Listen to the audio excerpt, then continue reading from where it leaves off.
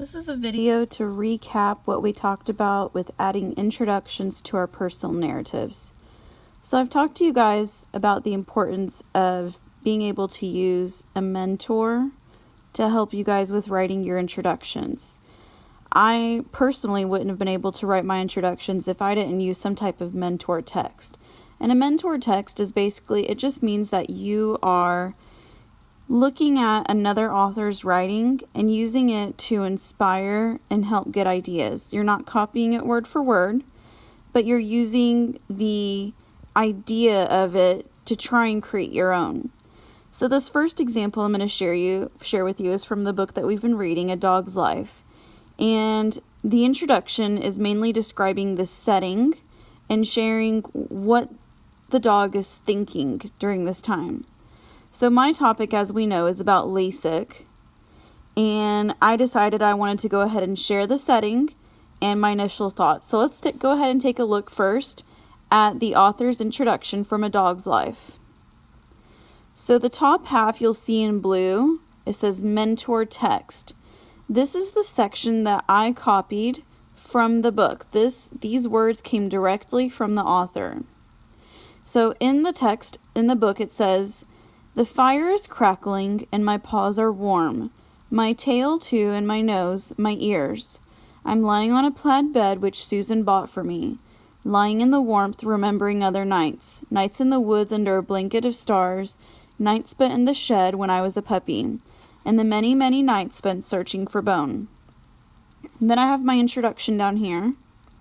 And I wrote my introduction using the mentor text to inspire me. So as I'm reading mine down here, see if you can listen for any similarities to show how I was inspired. Okay, so mine is, "The room is icy cold and my knuckles are pale white. I'm shivering in fear, lying on the exam table." I'm shivering in fear, lying on the exam table. As I'm lying down, I'm wondering to myself, what was I thinking? Have I lost my mind? Will I survive this? Then I remember the many other days waking up and seeing a blur, days losing my glasses and trying to find them, and the many, many days spent utterly blind. Okay, I'm going to let you think about this for a moment and see what kind of similarities you saw. You can also look at your paper too. All right, now here's another example. This one I pulled from the book called The Stranger, and I liked this one because it gives you that foreshadowing piece, a hint that something exciting or scary is about to happen. So in the mentor text, the author wrote in the book, "It was the time of the year Farmer Bailey liked best, when summer turned to fall.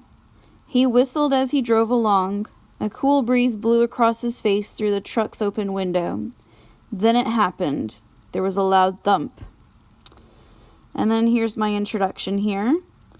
I said it was the day I had been looking forward to for weeks, when everything would finally be clear. I had a mixture of emotions, from stomach churning and legs shaking to smile and excitement across my face. The room was set to a brisk, cool temperature of 54 degrees. My palms were dripping with sweat as I clenched my teeth in fear. Then it happened. There was the green ray. So I just kind of wanted to share with you two different options.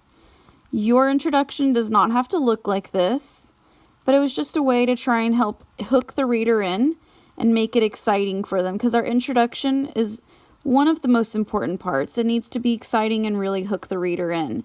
And like I said, I was really struggling to write my introduction. I wouldn't have been able to write this if I didn't look at a mentor, for example. Okay, so feel free to use any of these introductions to help guide your thinking, and let me know if you have any questions.